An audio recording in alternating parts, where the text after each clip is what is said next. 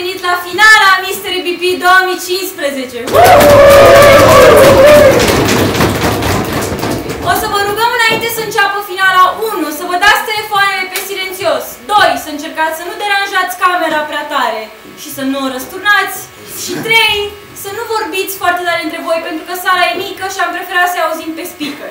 Așa fiind spuse... Mai ales pentru că facem live streaming, microfonul nu e direcțional, vă auziți la fel de mult ca speakerii. So, vedeți ce spuneți. Pentru prietenii voștri de Also, as an added note, dacă sunteți pe Wi-Fi-ul școlii, ieșiți de pe el. Da. Mulțumim! Ok. Ok, acestea fiind spuse, dau cuvântul cerului finalei Șerban Pitic.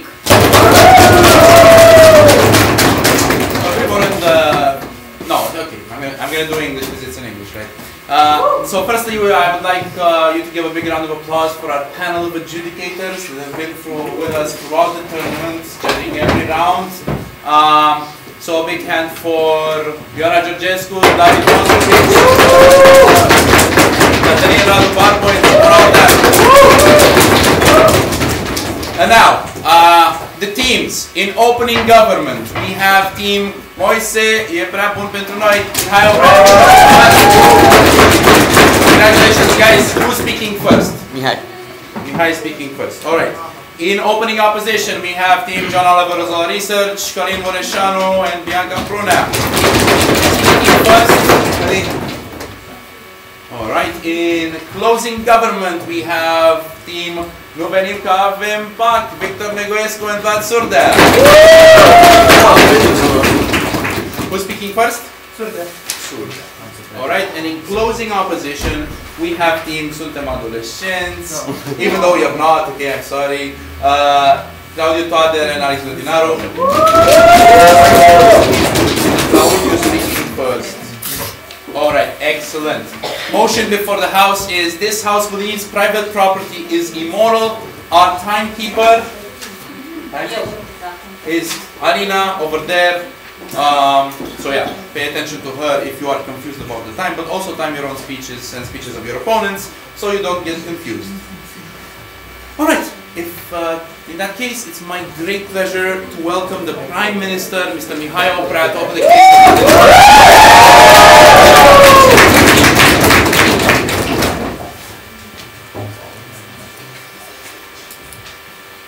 Ladies and gentlemen, there's a phrase that says, man is a wolf to man, and to women, and to Nutella, and to Subway.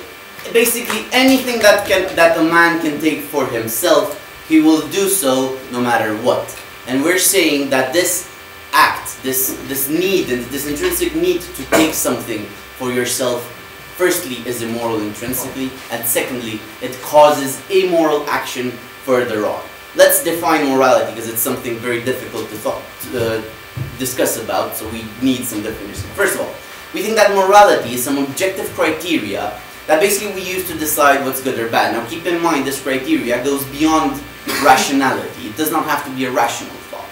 Now what we say by immoral action is either an action that is bad by this objective criteria, or that causes immorality further on. So for example, if I gift someone a knife and he stabs someone, I did an immoral action because I enabled that killing.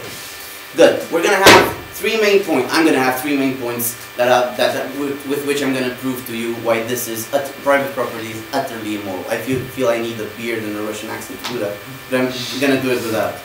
First of all, why this act of private property is intrinsically egoistical, and it causes you to be intrinsically egoistical.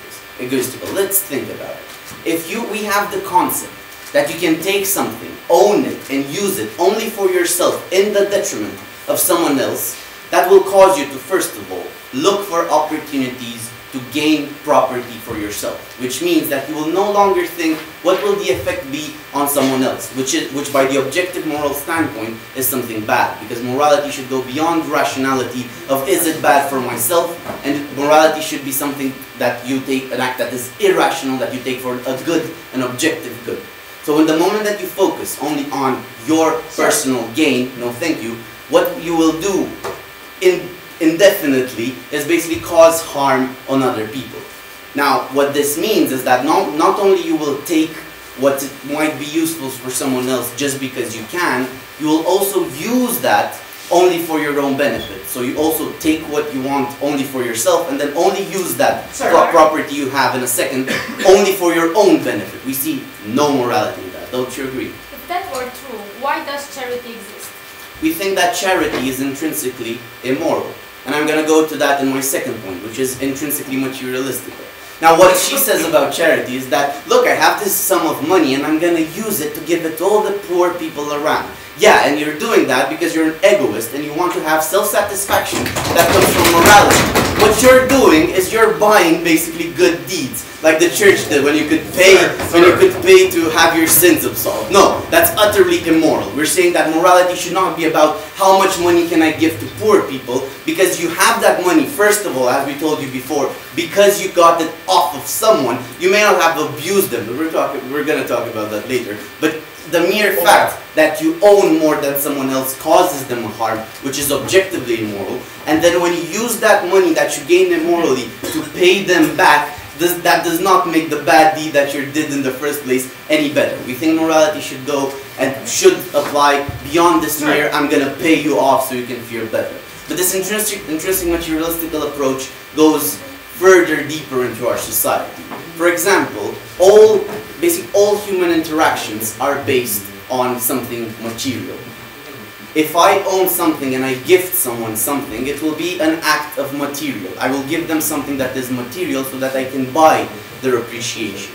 I will give someone that is poor money so I can buy his appreciation. I buy my spiritual satisfaction with material things. I buy my sentimental satisfaction with material things. We think that if you want material satisfaction, if you want spiritual satisfaction, if you want a functional relationship with someone and you want to improve this relationship, by a moral standpoint, what you should do is act in such a way that is not in the detriment of the other, and find ways by which you may not harm the other so you can pay them off eventually.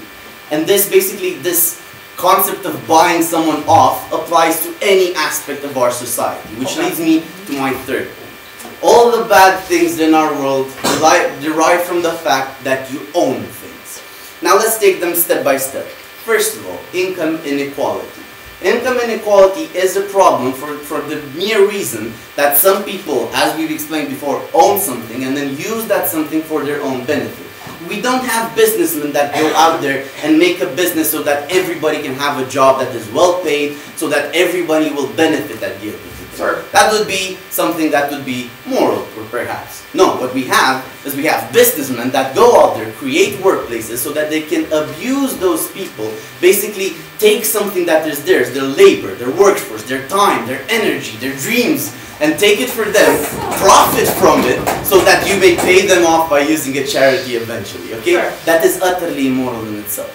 Income inequality is a main effect of having private property. We think that if private property would not be a thing, income inequality would disappear at the same time. Because then you would no longer think of compare yourself by, how much money do I have. That leads me to my second point, social classes. Okay, we have the poor, we have the middle class, and we have the rich class. That causes a great gap in our society that we have been trying, we have been trying so hard to find a way to, go solve it, and we can't. Because the problem lies at its core, that we own something and we want to profit from that something in the detriment of someone else. If the property would go away, so would this. Moreover, the hedonistic mentality, that when I have that when I owe money, I can use it so that I can fulfill my basic, primal, animalistic desires, derives from the fact that you focus so much on your on your private property.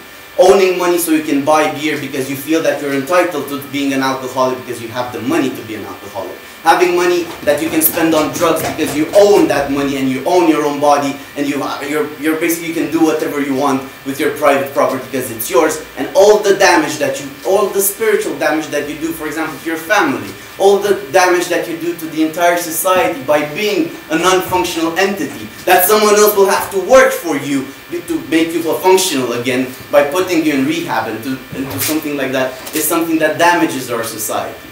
Now we think that if private property would disappear, so many problems, so many immoral things in our society would go with it. Thank you very much.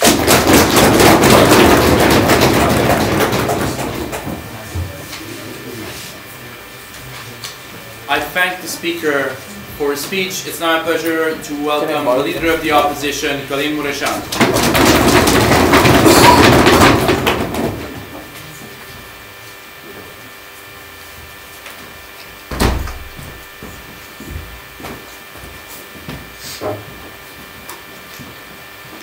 With a beard and a Russian accent, I will try to prove to you why private property is something that we need in today's society, why private property is something that is not inherently immoral, why yes, immoral things happen, yes, immoral things happen in connection with private property, however, we don't believe that those immoral things are inherent to private property. It's just that some people are really bad at using private property, and those people are the immoral ones, not the property in themselves. Before I go, we believe that morality is something that is defined in connection with society and with society's values. Therefore, we believe that morality is something that is difficult to define. Therefore, we will approach this motion from 3 different perspectives and 3 different codes of sources of moral code. And we will firstly show to you why, from a meritocratic perspective, it is very moral to have private property as reward for the work that you put in. Secondly, from a utilitarianist perspective, why it's really good to have, why it's moral to have private property, because it helps everyone in society, even the poor people and those who are unequal in today's society. And thirdly, from the point of view of dignity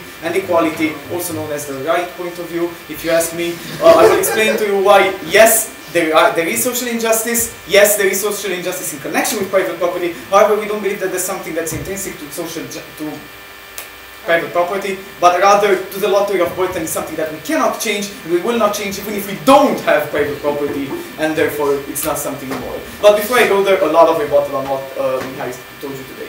He told you that the main fault of private property is that it causes you to be egotistical, and that is immoral, and it leads to immoral actions. Okay, 3 major responses. Firstly, so why is it immoral to be egotistical? Why is it immoral to first and foremost care about your own self? We believe it is natural for everybody to firstly care about their own betterment, to firstly care about their welfare, to firstly care about their health, to firstly care about what they do in society, and just as a second point, care about other people. We believe that's fine, that's not immoral, everybody is born to think that way. Secondly though, we believe that people are not really as egotistical as you portray them. Anyway, it's not inherent to private property. We see that there are people who help others, people who have genuine feelings of caring for other people and who give away because they want to help other people. Now, if they get a feeling of rewarding from that, and that also helps them from an egotistical point of view, that's great. It's great for people to feel rewarded when they do good stuff. We don't see how this is something immoral. Sir. However, people who don't do that, and people who are douchebags and who actively try to hurt other people in order to better themselves, those are the immoral people and the immoral actions that they take. However, we don't believe that this is something that is intrinsic to private property. See the fact that other people don't do it. But then they say, okay, but even if we accept what I say, it's still immoral to have private property because of the knife analogy that he says. Because he says that, okay, but private property is the thing that makes these things possible. We don't think that the definition of morality that Mihai gave you is right. We don't think that the knife example is an example of something that is moral. A knife can be used for good things. Giving someone a knife is not an immoral act. Under their definition, a doctor giving meds to a patient is an immoral act because that patient might OD and kill themselves. We believe you are not responsible for what people then do with the things that you give them. We believe they are responsible for their own actions. Okay, third response and the last response to this idea that private property causes you to be egotistical. Does it? Does it really? Is private property what makes people egotistical? Were people in the communist regime not egotistical? Were they not trying to better themselves all the time? Were people not stealing from collective property in order to give to their families and to help for themselves? Were people not trying to advance, like, socially, politically, and from any other point of view? We really don't think it's private property what makes people egotistical. People make themselves egotistical. Okay, now having dealt with the whole of property. Firstly, from a meritocracy point of view, it is very natural to understand why it is moral to have private property. It's the reward for the actions that you do. Just like when you do something bad, you expect a punishment, whether you do a crime and then you get a sentence, or you just lie to somebody and then they are upset at you. We believe that the reward for the work that you put in 8 or 5, 40 hours a week is private property. We believe that's great. We believe that it is moral for them to have this reward. Sure. Secondly, though, from the... Oh, I stopped my stopwatch. Can someone tell me how much time I have left? Thank you. Okay. From a utilitarianist point of view, we believe that it is very good, it is moral to have private property in society. Actually, before I go there, 60% of wealth is transmitted through inheritance, not through meritocratic terms. Why is private property so good at delivering a utilitarian mechanism of protecting people? Okay, fine, let's debate whether inheritance is moral. Inheritance is not intrinsic to private property. We've been applying private property wrongly. Thank you, moving on. Utilitarianism. We believe that it is good to have private property in society. Why? Private property is an incentive for people to do stuff. It is an incentive for people to be productive. It is a tangible benefit that you get for the work that you put in. If I go to work every day and I do a good job at work, I get a tangible benefit from it, therefore I have an incentive to do good work while I'm there. This leads to the development of society. This leads to discoveries. This leads to people producing stuff. This leads to people amounting wealth, the economy working, and stuff like that. Why is this good?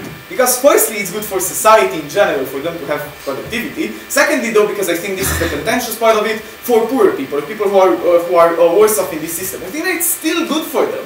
Because when the rich get rich, and when people are productive, it also helps the poor people. Why? Firstly, because we have mechanism of redistribution. Again, we don't have to defend a particular model of private property. We don't have to defend the United States of America. We can defend Sweden in this debate. They also have private property. We think they're great. Secondly, because we believe that the development of society, even stuff like basic stuff like processed food, medicine, having potable water readily accessible to people are stuff that are the benefits that we got from the development of society and stuff that really benefit the poor people. Lastly, from the point of view of equality and dignity, yes, the lottery of birth sucks, but it doesn't just suck in relation to private property. Being born, I don't know, smart and pretty like I am, or being born in an influential family also helps you. We believe that it is a utopia to believe that we will ever achieve an equal society. There are many things that, that the lottery of birth influences and that will always cause inequality to exist. When it is a utopia to ever achieve a truly equal society, we'd rather pick the society that is unequal but better off, where people are productive, where everything is great, is better for everyone,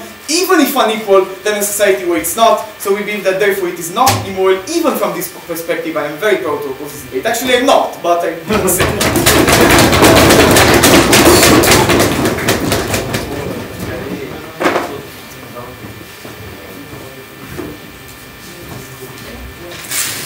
I thank the speaker for his speech. It's now my pleasure to welcome the Deputy Prime Minister, Victor Ștefan.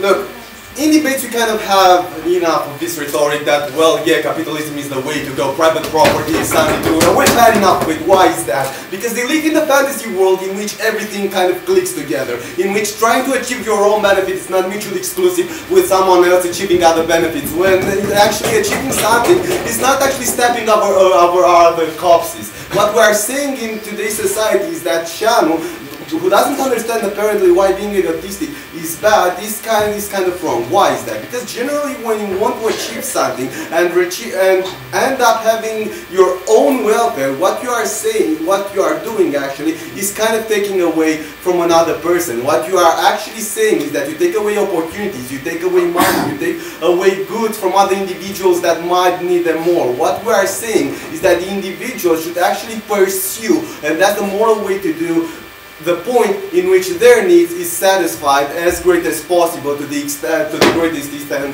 possible. Namely, if this phone fulfills 10% of my needs and 5% of Mihai's needs, probably that this phone should be mine. That's when private property comes and steps in generally. That's when private property enables me to actually have these needs satisfied more by me and less by Mihai, which in turn means that Mihai is going to be satisfied with that point, which means that I'm actively trying to actually marginalize Mihai, and actually what happens is that I'm immoral in this process. Few more points of rebuttal and then talking about our cases. This whole point about charity. Now let's face it. charity is nothing but advertising for companies and generally for individuals as well. And Shannon comes and tell us that, well, yes, some people really have this true feeling for charity, that really want to do good. We are saying that, yeah, these are the people we want more in our society. What happens is that generally the private property is what stops more individuals to pursue this moral way of being. What happens in today's society is that they want that wealth from themselves and actually don't want to send it further. What we are seeing also from Shan is this shallow rebuttal and rather struggling with our example about the knife. We believe that our stance was clear that by the very fact that you actively enable individuals to actually be a wolf to man, for the man to be the cruelest animal of them all, as Nietzsche put it, we are saying that that specific thing, that catalyst that enables these individuals to actually pursue these individualistic things that I have proven you earlier in my speech that are intrinsically immoral, then we are saying that that specific thing is immoral in itself. Also, he comes and tells us about this whole meritocratic point of view and how from a utilitarian point of view individuals should be rewarded. And we are saying that it's not mutually exclusive to what we're saying being in a good society. We are just saying that once an individual works for the better of the society, works for the group, he is actually being more moral towards the individual, towards the others, than he is when he works for his own benefit. Why? Because as I've told you before, generally his own good means others individuals bad. And we cannot accept this narrative that everything is fine, and then if you are applying this.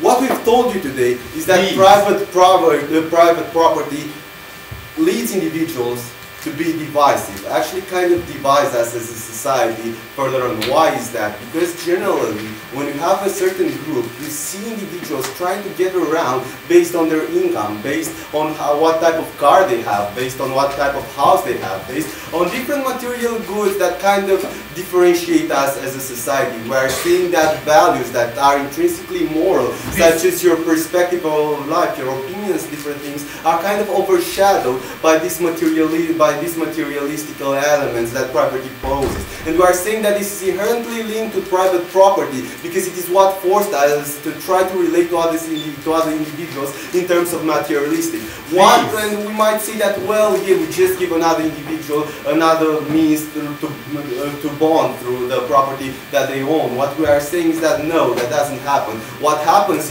in turn is that it alienates individuals that actually are not able to reach the standard necessary for them to join a certain group, or rather to relate better to other individuals. We see that the empathy is gone in the point in which this private property and this disparity between the incomes of people and generally the means that they have to achieve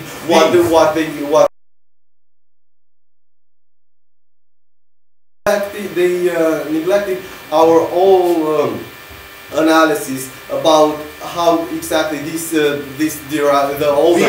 all the bad derives from it. Our whole point about income inequality. They just come and say that, well, yeah, you have some sort of a welfare for that. And what we are saying is that that welfare is done from an immoral point of view. We do not have to defend it from a utilitarian point of view, because what we are seeing is that morality is not strictly linked to utilitarian. It's rather about the reasons behind an action that is taken.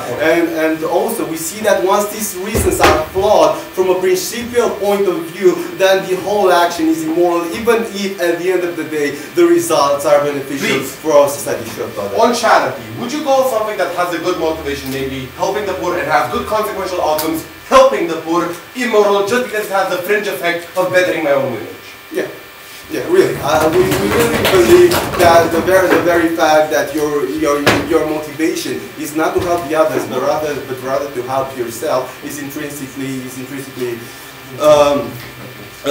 immoral. Well, generally, what we mean by morality is how you actually relate to the society. And generally when you are going to be antagonized by the society because you have a lesser card, generally when you feel you live in a society that is divided, and private property, as I've told you before, kind of brings another layer through which we can differentiate from other individuals, and we are kind of put on a second term. And also, as Suda pointed out in his POI, what happens in turn is that this criteria through which we are kind of differentiating ourselves are not intrinsically linked to our own capacities, are not intrinsically linked to how we work as a society. We believe that a society that would work for the common good would be just as effective as a society as they work to portray it. We believe that a society that has this motivation, and if you're to step out of the capitalistic mentality, you're going to believe me, then a society that works for the better good of the society is a functional one and a close bonded one, and generally individuals are happier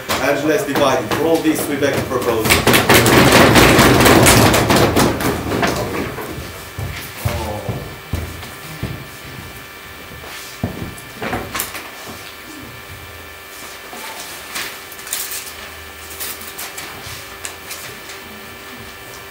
Thank you very much for that speech. It's now my pleasure to welcome the deputy leader of the opposition, the ARGO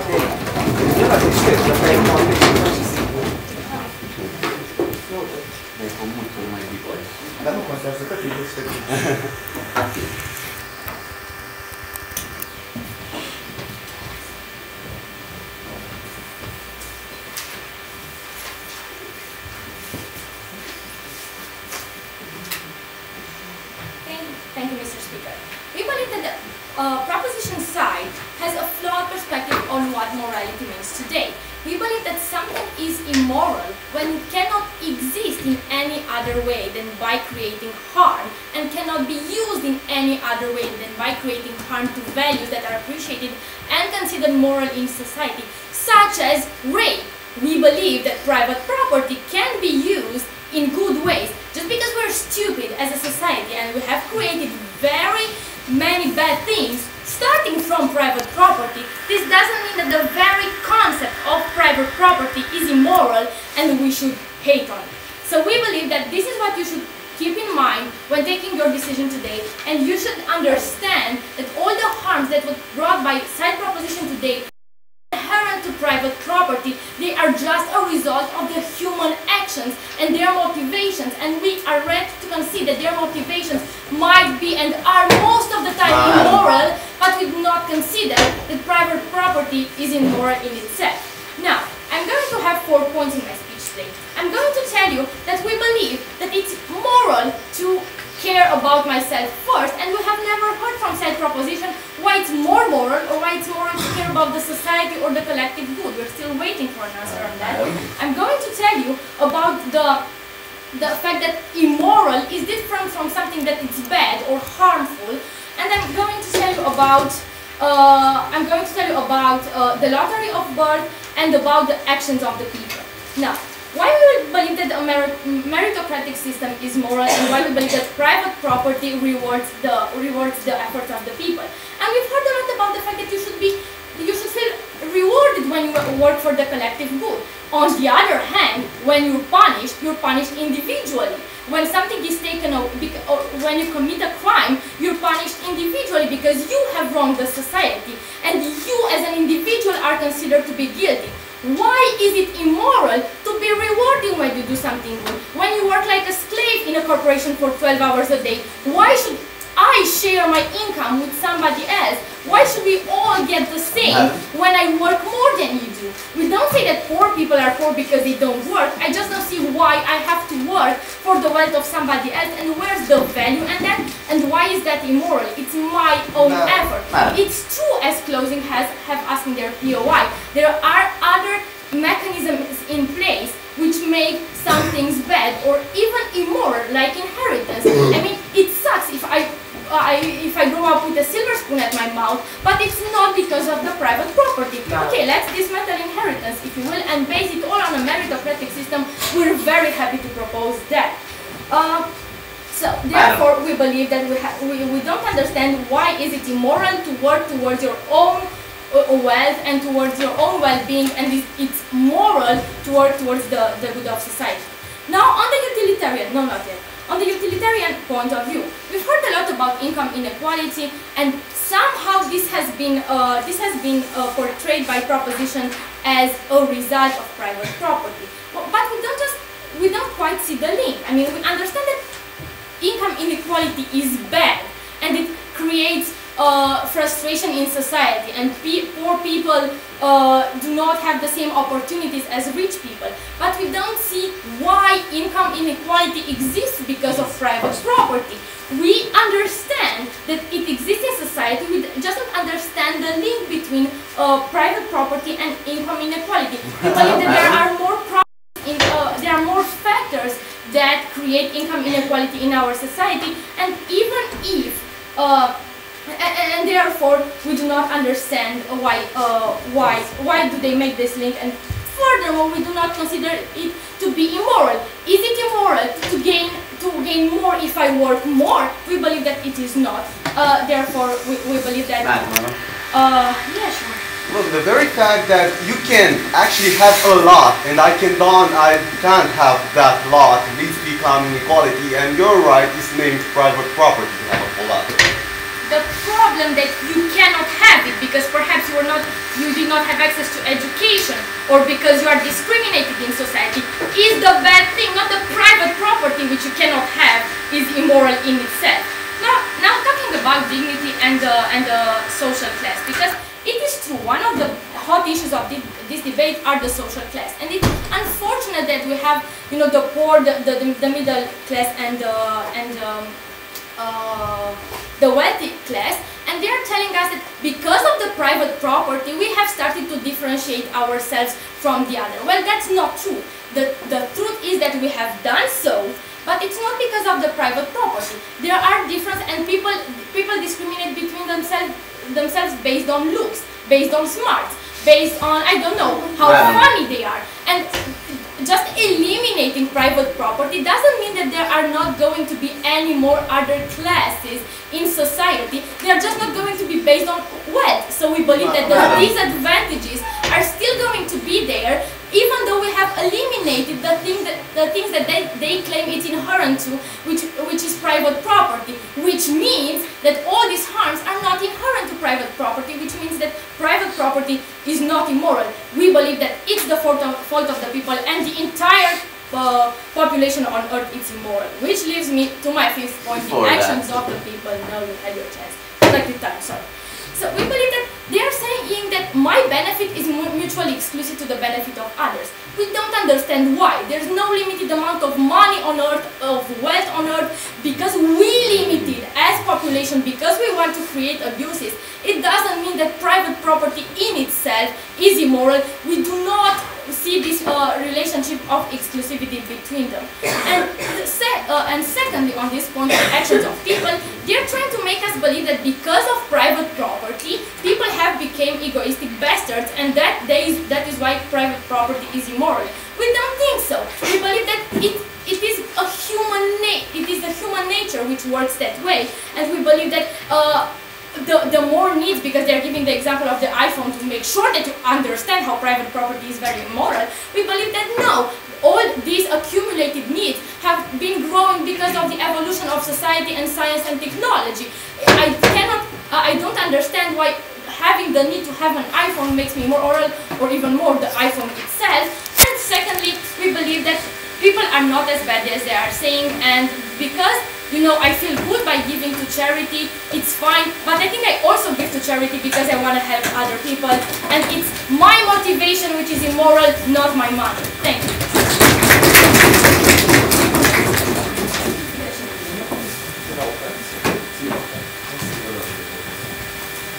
Thank you for that speech. It's now my pleasure to welcome the member of government to open the case on the second part of the debate, Mr. Gladstone. Opposition, we're disgusted.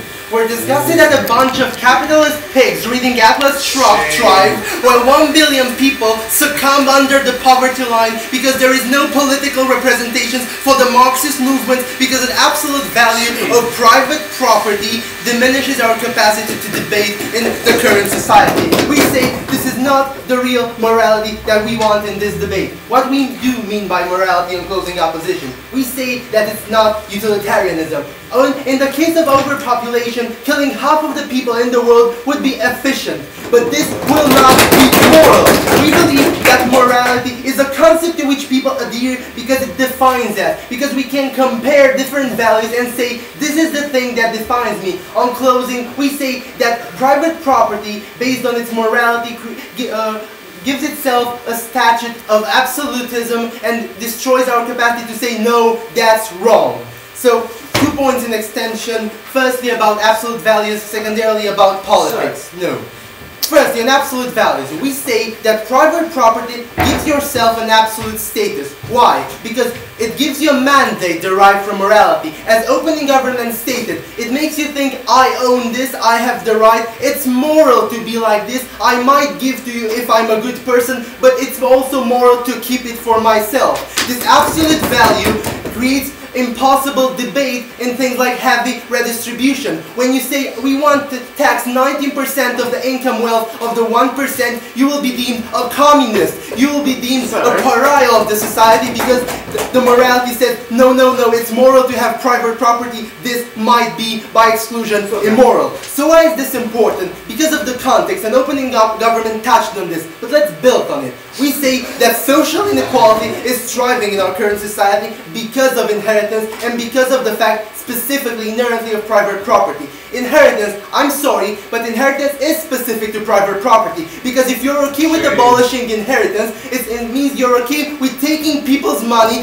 that they work and giving it to other people. So you're okay with destroying the concept of private property. You cannot say that's your kind of morality. But secondarily, how can you deem moral when a person is working 14 hours in a sweatshop and is earning $1 per day because someone in the United States says, oh, it's my money, I'll give how much I want because I have the morality background keeping me from doing better. We believe this cannot be immoral because it's an absolute value that it cannot be compared. So what do we mean by this? We say that when we give a moral status to a thing, we lose the capacity to critique it.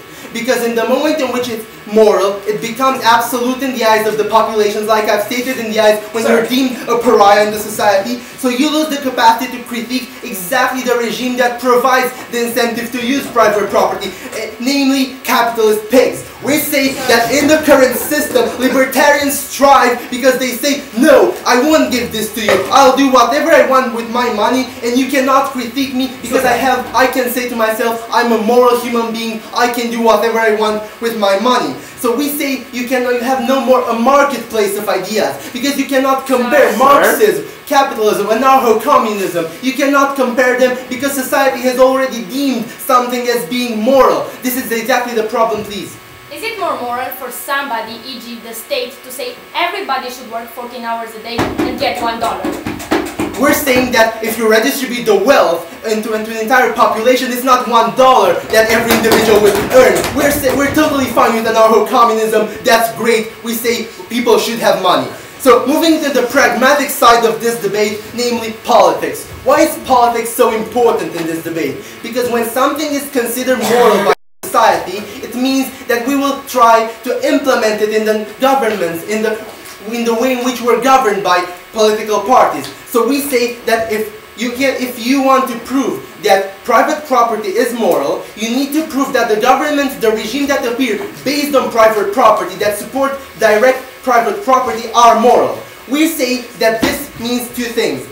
Private property created a context in which Marxist regimes were deemed as being bad. When you said, no, private property will lead to redistribution like it happened in England, the UK in 1960s, the Marxist party, the communist parties were deemed as utterly disgracious, and then Margaret Thatcher came and said, no, they were wrong, let's implement something differently, let's give you all private property because it's cool, you're totally going to thrive. It didn't work. Why? Because the alternative that appeared tried to combine both the idea of private property and the idea of income redistribution, which is the thing we say. So we have social democracies. We have social democracies that say private property is moral, like they do, but also say exactly like they do that we should redistribute because we're good people. So if you prove to you that social democracies are total failures, we're going to prove to you that the only regime that represents political change based on the governance model is totally disgracious. We say that 1, social democracies fail. It's just true that there is no country that is really good in implementing social democracies. They try to say Sweden. Guess what? The access to highways in Sweden is lower than in Albania. The only people who have access to highways are the rich people in Albania because they have access to the majority of the private property. They transmit it through inheritance, and we have an inner circle that redistributes the entire wealth in that specific country. We say that in every kind of example of social democracy, you cannot say both private property and both income redistribution. When we say income redistribution is totally the moral way of the society for one important reason, because we as a society want to live with equal opportunities. When we have a concept that both pragmatically and principally contradicts the basic capacity of people to have equal opportunities, we say that the direct cause of that principle is the direct cause of the immorality in our society. We've stated that if politics can no longer subdue and reside and create a context for poor people to thrive, but only create more inheritance in the inner circles of the rich people, and secondarily, because of its absolute nature, destroy the capacity of debate, of critiquing the capitalist establishment, private property can only exist as an absolute value with no tangible benefits, only utilitarian ones, but those are futile. Panel. At the end of the day, we're just saying that closing government is the first team who really took the motion to the ground. We asked ourselves what morality means for people, what morality means for people that really want to integrate morality in their day-by-day lives because of politics, because of principles that we live by. We are so proud to propose. I thank the speaker for that speech. It's now my pleasure to welcome the member of opposition, Claudio Toad.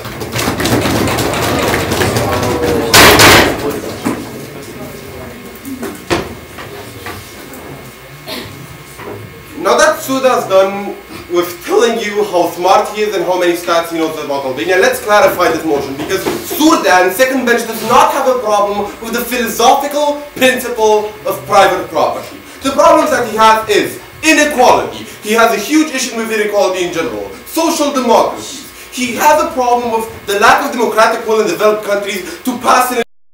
He apparently has a problem with the bad rep of social policies and communism in these respective countries. All these are very legitimate points, and we can argue if the distribution of wealth is or not a good idea, but this motion specifically targets a private property, and the fact that I have an iPhone is particularly morally contentious. We think that they failed to tackle this respective motion. With that being said, we don't have to defend absolute private property, right? That's simply absurd from us. We are telling you that we should simply defend the fact that it's okay for people to have private property in general. The simple fact that we have some sort of taxes or limited amount of the redistribution of wealth is absolutely fine, because that's part of our respective policy. So, before going into extension, let's tackle a few points from the respective first bench. Okay, so first things first, we think that inequality in itself is simply not a criteria in this debate. Why? Because during communist Russia, everybody was principally equal, right? They all got the same income. But much rather, we would prefer trickle-down economics. What we mean by that, and Shannon touched upon this, is that realistically, by not going for inequality, but much rather for growth in the economy and letting people have private property, by letting the rich get richer, that trickles down to the people at the bottom, which means that the people at the bottom also are getting even richer. What we mean by that is that even if inequality is thriving in the status quo, the people at the bottom are like richer than they were 10 years before, because that this is an absolute tangible benefit. Now, touching about this kind of moral, just reasoning about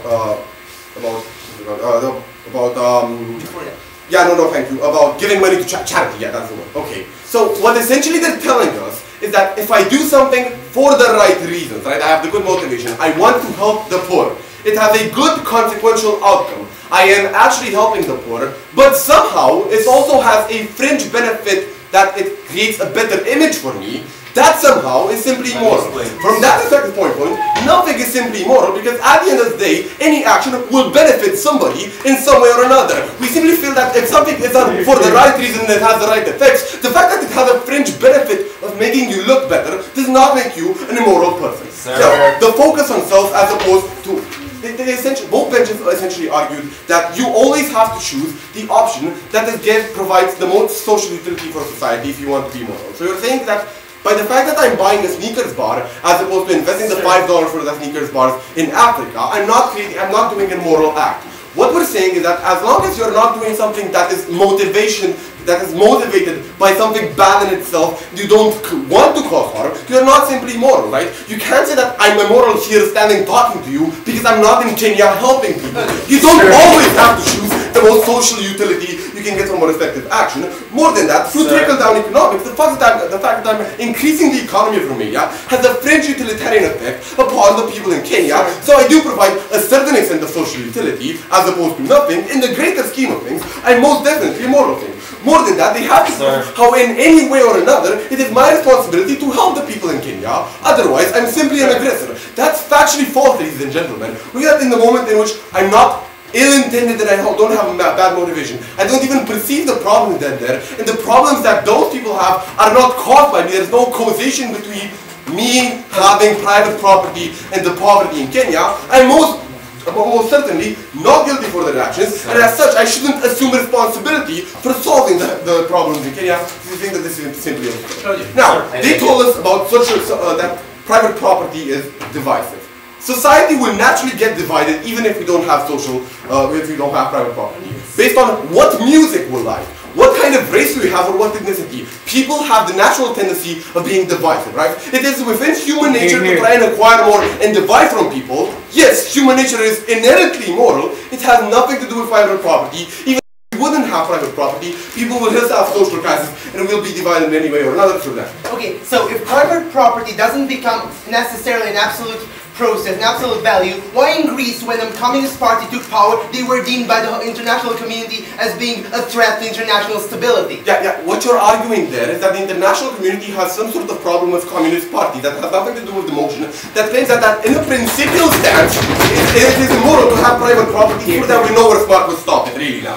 Now, let's talk about my own extension, which is the most important thing. That we believe that private property is moral, because the absence of private property, a moral system in which we don't have one, but much rather a centralized kind of property, is the one that is immoral towards the respective individuals. Why is that? A system of no private property ignores the principle of self-ownership and individuality.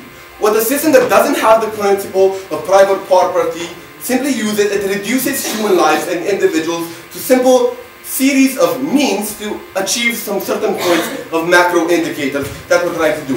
What they're doing through not having private property is taking every kind of property and every kind of wealth possible, giving it to a government and saying, look, now you have people and property and whatever you like. They don't have any kind of liberties in particular or anything. They're simply means to which you can achieve the subjective type of utility that you're trying to achieve. What is that? My extension, I'm not even sure. Whatever.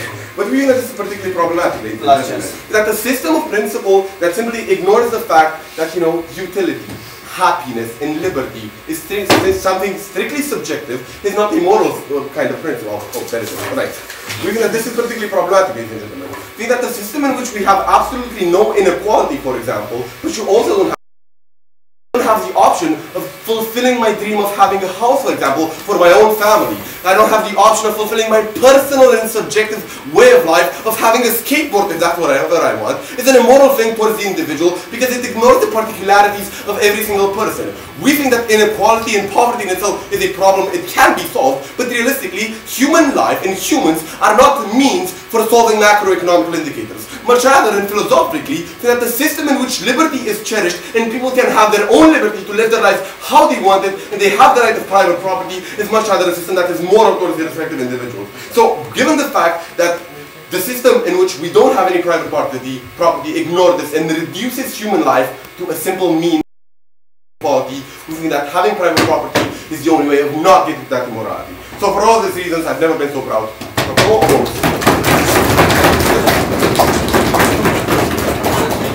Thank you very much. And now to end the case from the proposition bench, Mr. Victor Negoescu.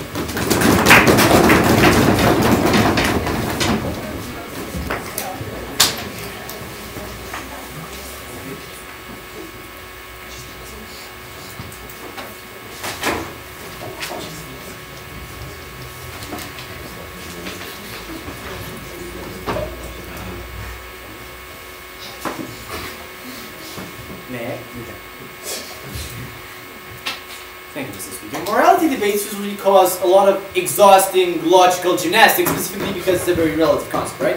And when you couple it with a very absolute concept, which is private property, it becomes even more problematic, right? So I'm going to clear up this debate and sum it up in two major points. In the first point, I'm going to tackle the opposition, basically, specifically the opposition extension, talking about how people cannot be happy in a system which doesn't have private property. I'm going to explain why that's intrinsically false. And secondly, I'm going to deal with this absolute nature of private property and how the immorality derives specifically from its absolute nature and from the implications of that. Now let's look at the first. First and foremost, we're not saying that private property has no utility value. We didn't say that at any point. What we're saying is that it is a concept that prevents the fulfillment of central moral values we have in society, right? We have deemed as moral to help poor people, offer equal opportunities for everyone. We see that every single being should have this right? And private property, as open government clearly explained, is the barrier between us and fulfilling this moral value. Thus, because it is an instrument that prevents the fulfillment of a central value, it is something immoral in itself, right? Now, opposition came up in their extension, told us that people cannot be happy if they don't have this fulfillment to own something, like live in a system with private property. All this argument is based on the psychology, on the mentality which is induced by private property, that you have to own things to be happy. You have to own things in order to achieve happiness. We think this is a mentality that was induced by the concept of private property, not the other way around. Because, you know, human race didn't start it off with private property, right? Human race started off with collective property and then evolved into private property. So it's only logical that this concept induced happiness by owning. So their extension is basically not true, not logically valid, right? Now let's move on to the absolute nature of private property, right? No thank you, sir. What we're telling you that this absolute nature is basically created because it's a concept that is tempting to, in one way or another, for humans. As the saying says, man is wolf to man, right? Once you, it is very tempting for a human being, once it discovers this concept of private property, to hang on to it and to try to value it as being something absolute, as being something that is ultimately right, which cannot be contested. No, thank you, sir. Now, we think that from this absolute notion, from this absolute nature, it makes basically debate impossible, as we told you in our extension. No, thank you, sir. Now, the examples that I gave you, and Claudio basically mocked them because probably he didn't know how to respond to them, was essentially that in the context in which we value this as an absolute concept, we will not be able to accept any sort of other proposition that excluded. With the examples with Marxism and the opportunities that poor people would have in a Marxist system, in a capitalist system, well, thank you, sir, of redistributing wealth and making their lives better, are viewed nowadays, because of this obsession with private property, as something that you can even not talk about, right? For another example, which Surya pointed out in the POI about Greece and its new prime minister. No, thank you. About its new communist prime minister and government, right? It has been deemed as a danger for world stability for the simple reason that we are so entrenched in this mentality of private property that we cannot even think of anything else. So this is a, no thank you, sir, clear reasoning for why it is an immoral concept, because it prevents at least discussing a system that would solve one of our central moral values, which is redistributing wealth and creating equality for all. So because it is a barrier, a solid barrier towards this, it is clearly, logically, something immoral, right? Furthermore, we're telling you that this system of private property creates not only income inequality, but a lot of drama, of personal drama for billions actually of people, right? I mean, we're telling you that sweatshops in Bangladesh exist for the sole reason that people in America can have the right to do so, have the right, the very, very right to exploit those people and work them to death and pay them with $1 a day, or even less actually. Now, we're telling you that this is something that would not happen in a system without private property, because a system without private property would have people that are not entrenched in this mentality, and thus stop the abuses that happen every single day because of private property. Yes, closing. The motion is this house believes that private property is not immoral, not this house believes that it would be better for society to think that private property is immoral. But I'm telling you that private property is immoral because automatically when it's implemented it gains an absolute nature, and when it gets an absolute nature it prevents the completion of other moral values we have in society. It's a very simple logical chain which you failed to accept and failed to understand. Now, we're telling you that, Victor, no thank you sir, we're telling you that in the context in which we uphold private property as something sane, which I told you is very likely when we implement it, the world changes into something that is very dramatic for a lot of people, right? And we're telling you that all they argued throughout the opposition bench was using the examples of communist states, saying, taking, I don't know, Soviet Russia as an example of no private property. And we think that's not actually the best example. I mean, that was not actually a society without private property, and it was basically a state, and anarcho-capitalist communism implies the lack of a state. So using that as a criteria to see the efficiency of lack of private property is not something justifiable, and they based their whole bench on this. They said, they kept telling us about the nature of failing when this meritocratic incentive disappears. We're telling you that we're going beyond Soviet Russia and all its affiliates. This is beyond everything that has been discussed so far. So, Mr. Speaker, at the end of the day, what we have to understand is that private property is a notion that through the absolute value that it gains prevents us from completing other goals that we deem as moral. And when its sole existence causes this, it is something that we deem immoral by the definition that Mihai gave you at the very beginning of the debate. So for all of these reasons, we beg of you to understand that it is not the solution for all the problems humanity has. This is something intrinsically immoral, and I have never been so proud to oppose.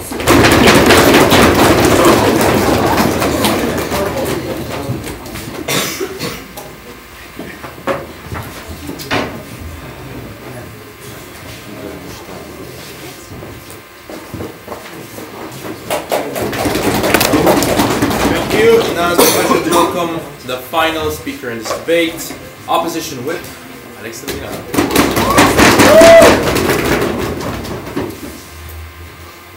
Both government benches' issue was that not everyone owns private property. So let's take a step back and look at the principles upon this debate was based on.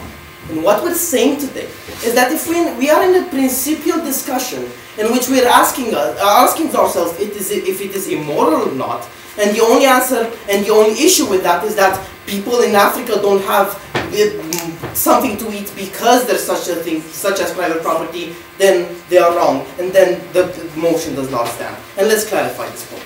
Because in itself, if in a utopic world we would find a way of giving private property to everyone, then we would not have the issue of people that are being poor.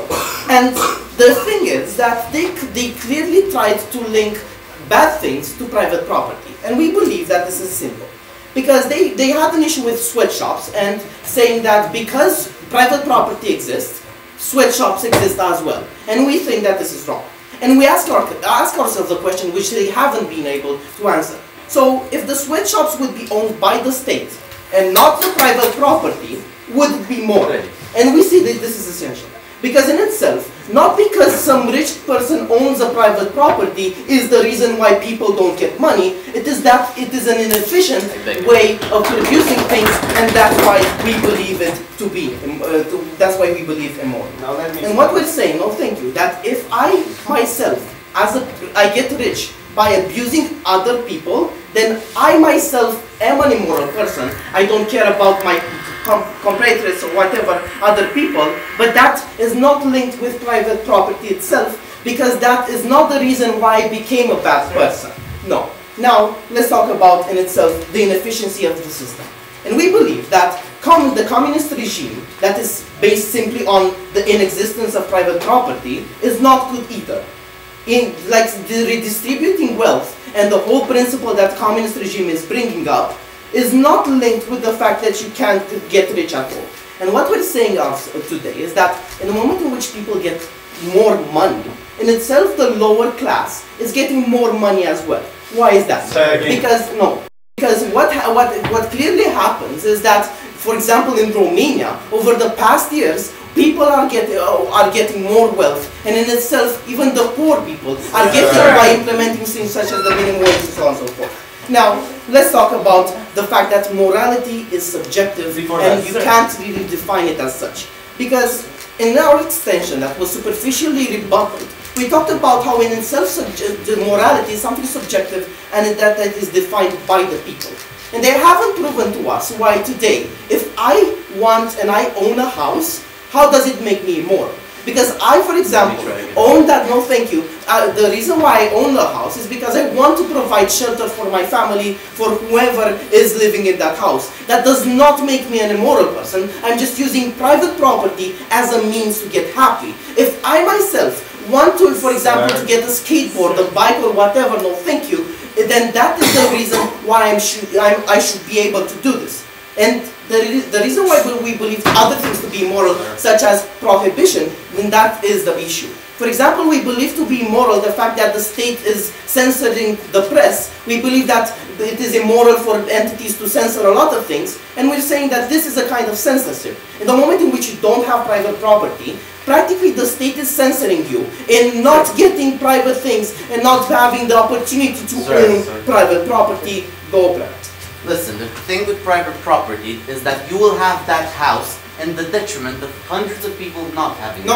If we remove this concept, everybody's fine. There's absolutely no link to it. The fact that I have a house doesn't mean that children in Africa don't own a house. It is not linked directly. It does not mean that this happens. It's just the inefficiency of the African government, one of the country's African government, for not being able to provide all these things for the people. And now, let's talk about how in itself morality is an absolute principle. And we believe itself, because it is morality as an absolute principle, you can't link private property to being one of those. Because in itself, what defines a person is the things and the reasoning of why he does certain things. For example, I go to charity because I believe that it, A, might give me a better image, and B, because I love these people. And now let's talk about charity and let's clarify this point. Because you can do charity without private property. You can donate your time, which in itself is not a private property. So the reasoning behind this is that in itself, if you only call charity because as immoral and private property as immoral because it gives you a good image, then in itself, because I'm donating time in order to get a better image, then that makes me an immoral person as well. Therefore, it is not in itself the fact that I have money and I donate money. It is in itself because I do charity in general, and that is a main issue. And now let's go about let's go and clear out the extension of Surda and Negrescu. And in itself, we believe that private property is evolving. It is evolving into a system in which more people are willing to give out. The reason we believe this to be true is because simply because in the moment in which you're actually doing it, when you're actually having private property, you have the opportunity to give to other people, through charity, no thank you, through other things. And in itself, 10 years ago, 20 years ago, 30 years ago, when there wasn't such a pressure, when there was no pressure from the society for the wealth to give to the poor people, then that's when it was immoral. But now, these principles have changed. It have changed to the point in which the existence of private property doesn't mean that we can't redistribute wealth. Redistribution of wealth actively happens in the moment in which people have a lot of money and take the decision to give it away. And this happens being able to happen in the moment in which you have the motion. The fact that private property and you have firms that give jobs to the people and that give the essential needs that they have is something that is moral and that is based on itself on private property, and that is for what we stand. And in itself, we believe that at the end of the day we have proven a simple thing, that you cannot link private property to a person's values and principles, because private property is not a principle that is intrinsically linked with yourself. For all of these reasons, we're more than proud of it.